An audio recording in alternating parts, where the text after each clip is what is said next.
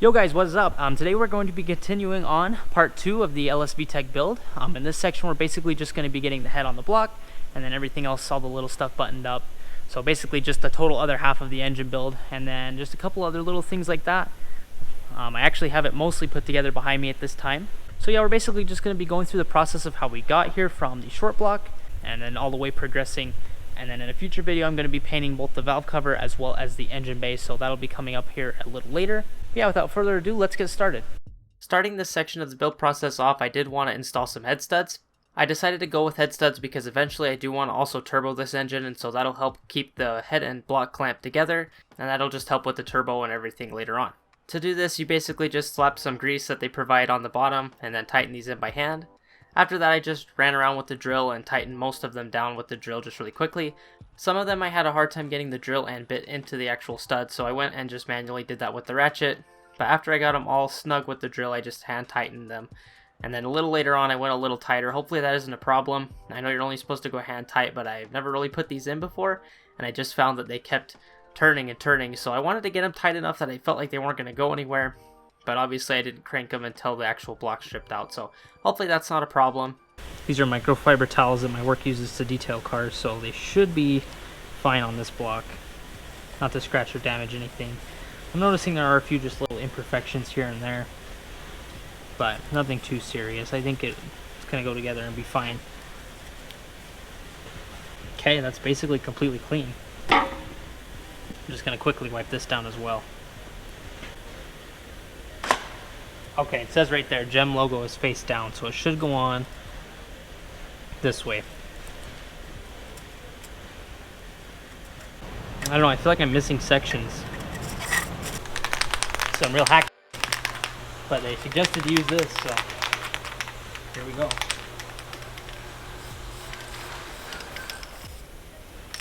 Oh, it's too cold.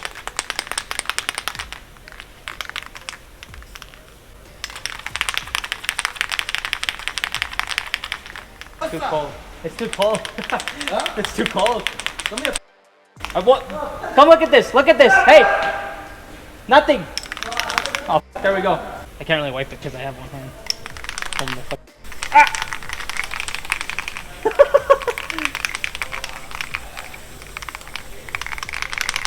Do the other side? This should be good now.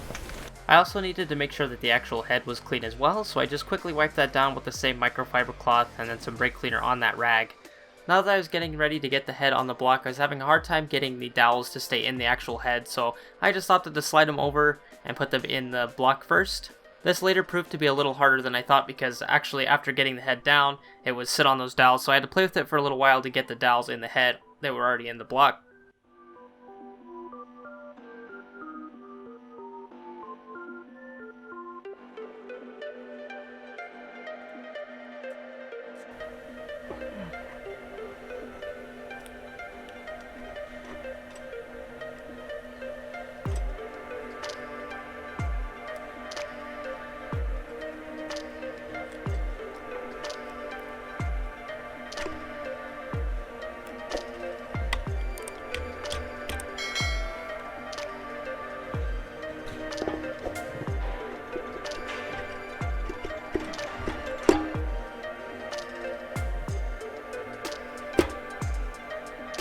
Yeah!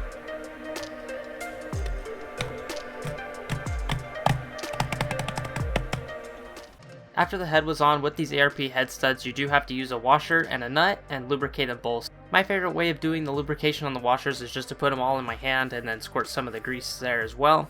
And then basically I just mixed them up until they all were covered and I made sure none of them were stuck together. So every piece was covered in the grease as well. And then basically I just walk around and I'll drop them in to the best of my ability on top of the actual stud. Most of the time they won't go in, so afterwards I'll just grab, I have this little magnet you'll see me use, and I'll just grab them with the magnet and twist it around until they eventually fall down the bore, and the magnet will let go and it'll just stay there. For the actual nut, I just stick it in the socket, hold it there, and then squirt some grease in on the threads, and then try to keep it in so I can quickly flip it over and then tighten that down. For the first pass on these head bolts, I decided to go to 30 on a couple of them, just to make sure that it wasn't pulling one side over. Usually you torque these in 2 or 3 steps, but as far as I could tell, at least online and from reading as well as the instructions, these basically just went straight to 61 foot-pounds. So I did 30 on a couple to make sure they were kind of evenly spaced, and then I just went around and did all of them to 61.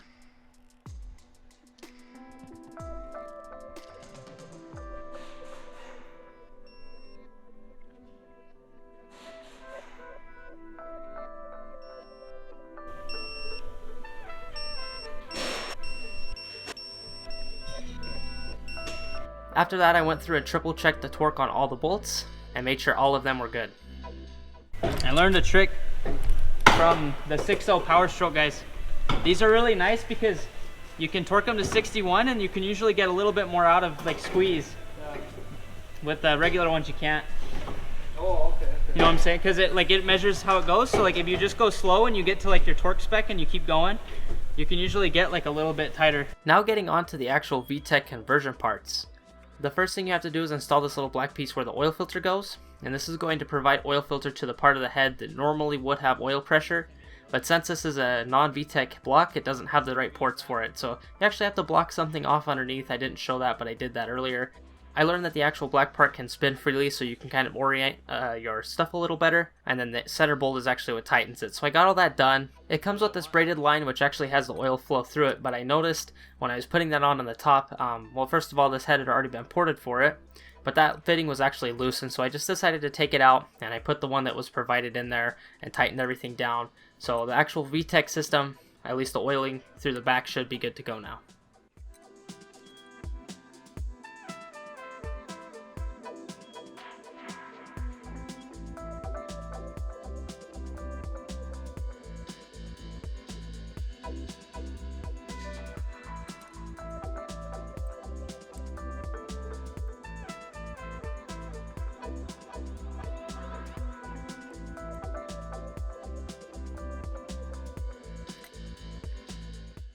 Okay, so I spent the last little while getting everything all cleaned up for the most part. It takes quite a while, and these were pretty bad, so this will be everything all cleaned. Ready to go. I got to put some more assembly lube on the actual camshafts. I did get all new seals with that as well, so no problem there, but go from there.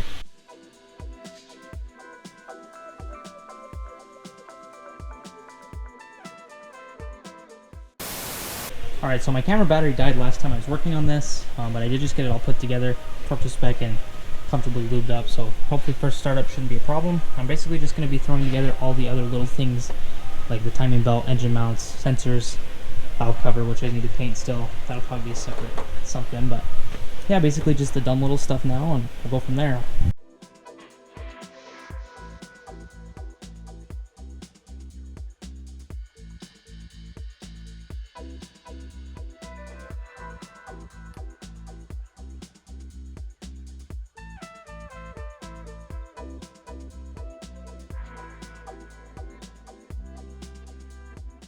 Well, that's a little better. I made sure all the timing marks are lined up front, and then this one I did not line up right. Spin it all around to make sure everything lines up. Oh, you know what? I didn't tighten that.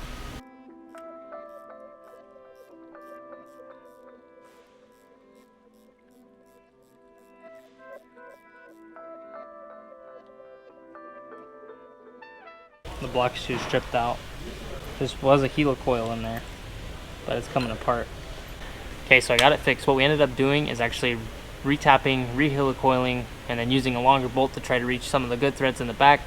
It's now tight enough to hold tension, and everything is where it needs to be. So at least for now, that's taken care of. Hopefully that doesn't back out in the future, because that would be bad, but as far as we can tell, it looks to be doing good. So I'm gonna go ahead and throw the rest of this together, at least get most of this done, and see where we end up with by the end of the night.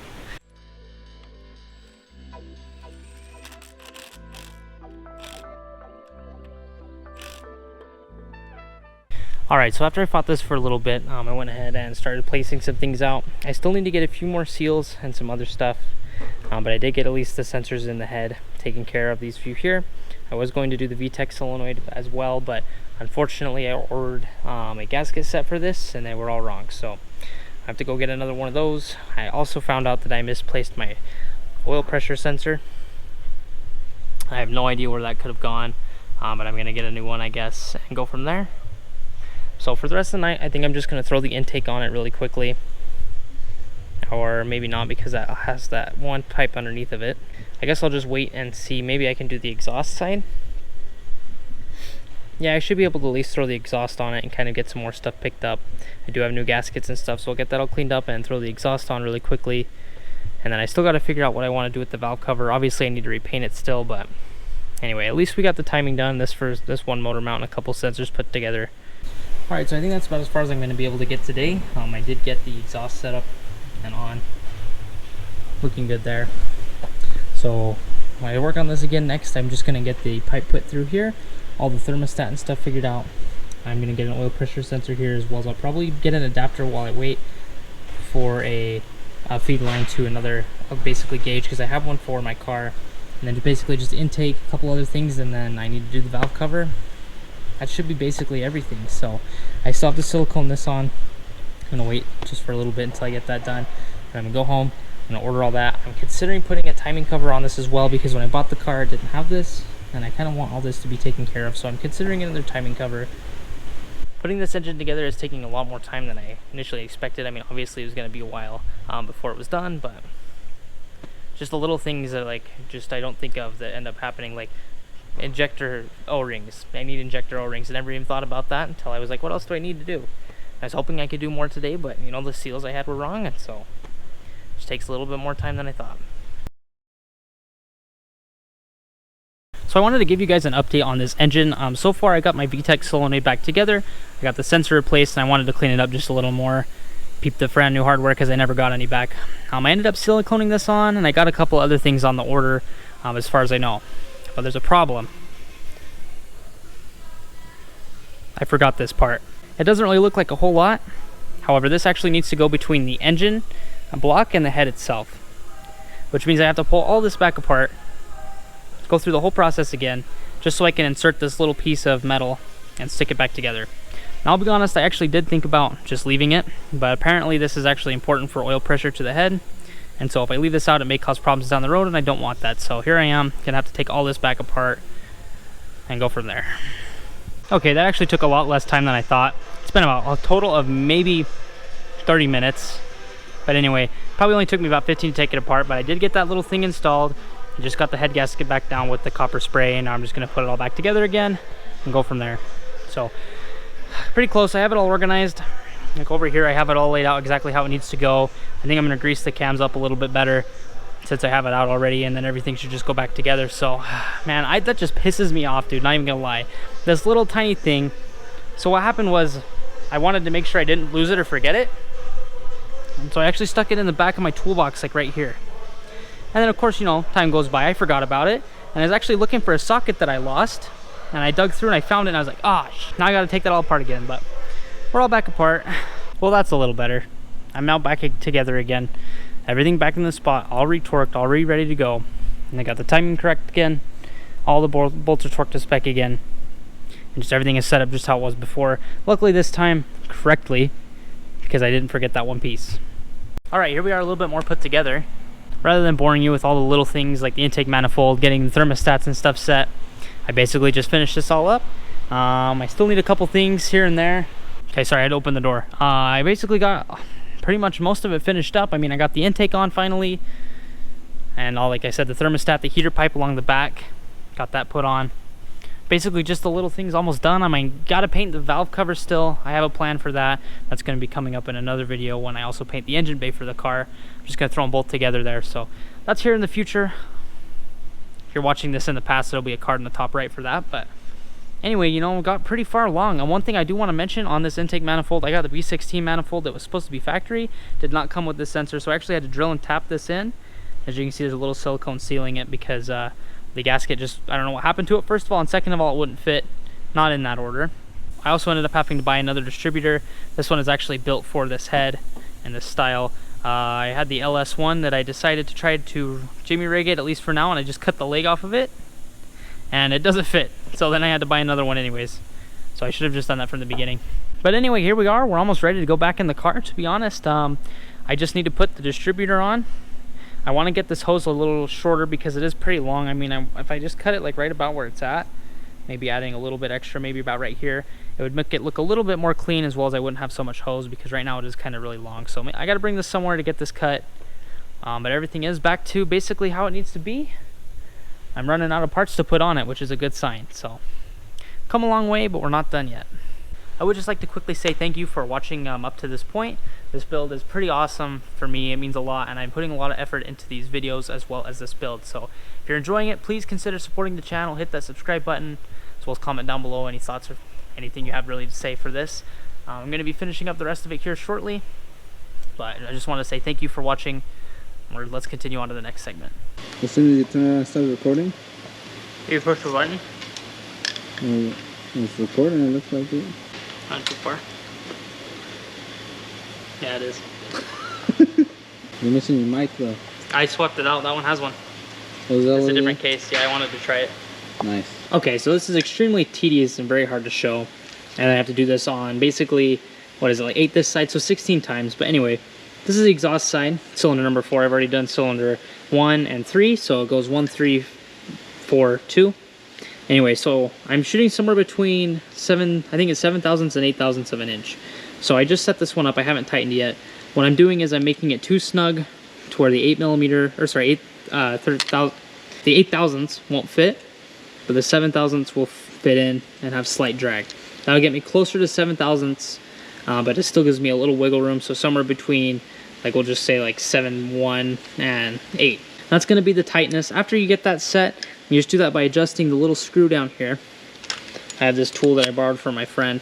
This has a screwdriver and the nut driver inside of one another, so I basically just have to find a way to set the screwdriver in first, hold it, and then I'll tighten the nut. Oh, I think I turned the whole thing. See, I over tightened it with that. Okay, let's see if I got that one right. 8 thousandths too tight.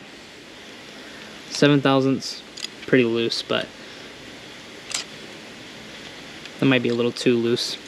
Yeah, I need to tighten it in a little bit. So it's just kind of trial and error, and if you mess up, you just have to do it all over again. There we go.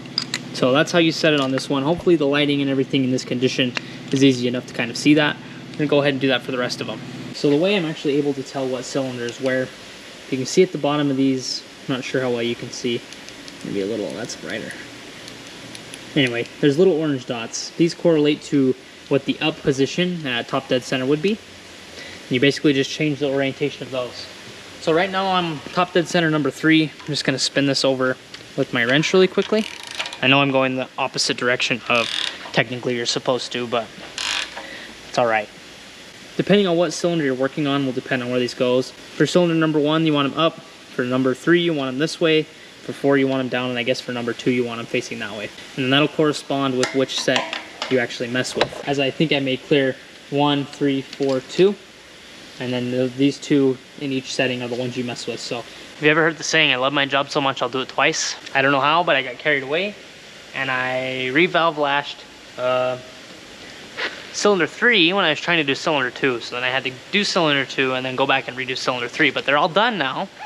So that's all taken care of. All of the valve lash is set, which is something that I've been waiting to, on that's been holding me back. While I've been doing that, I've been letting the valve cover over here cook with the paint stripper on it, but I don't think it's really doing a good job. It seems like it's mostly just drying off. So I might need to like wrap that up in something and let it just cook for a couple days, because I really can't get, like, I don't know if it's the heater running right now, but it just keeps melting off. Okay, this is probably the worst actual segment of this video, but anyway, this is the conclusion. I pretty much have everything back together now.